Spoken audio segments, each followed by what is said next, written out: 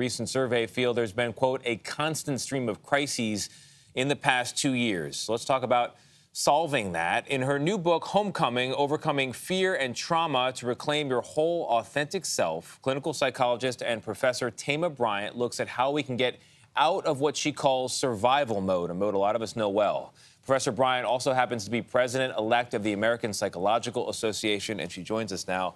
I'm so glad to have you here. Oh, we all need this right now. Yes, people are really struggling, so thanks for having me. So the book is called Homecoming. What is a homecoming? Yes, so stress and trauma disconnect us from ourselves. So to come home is to heal and to reconnect with the truth of who we are instead of just being in survival mode. Yeah, it's not a physical place. That's right. Yeah, it's not a geographical place. Yes. I think you are uniquely qualified, Dr. Bryant, because not only are you a doctor, psychologist, you're also a minister. In the Black community, as you know, most people would call their minister first before they would call a psychiatrist or psychologist. So how do you even know when you're in need of a homecoming? It's a great question because many times we're so busy going through life, we don't really check in with ourselves. You think being busy is good. Right. And so you can be busy but not healed. You can be productive and disconnected. So you may have symptoms of depression. You may have irritability. You may be feeling anxious. And then we also could be numb, just going through life. Life is happening to you, but you're not really present.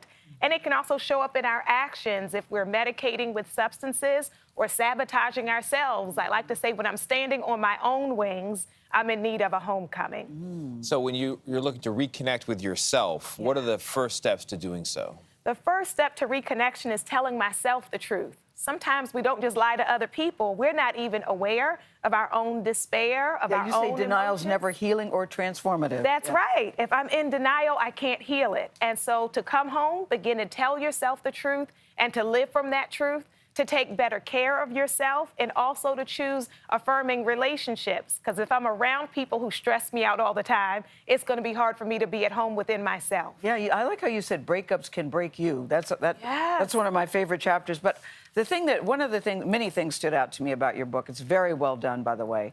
You say that many people use it as a badge of honor. I went through this stress, I went through this trauma, and I've grown from it.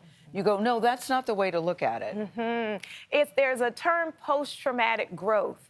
And so the trauma is not the thing that made you wiser or stronger. It is your internal resources and the supports that you had along the way that help people to heal. Because the trauma in and of itself is devastating, but we pull the wisdom out of our wounds.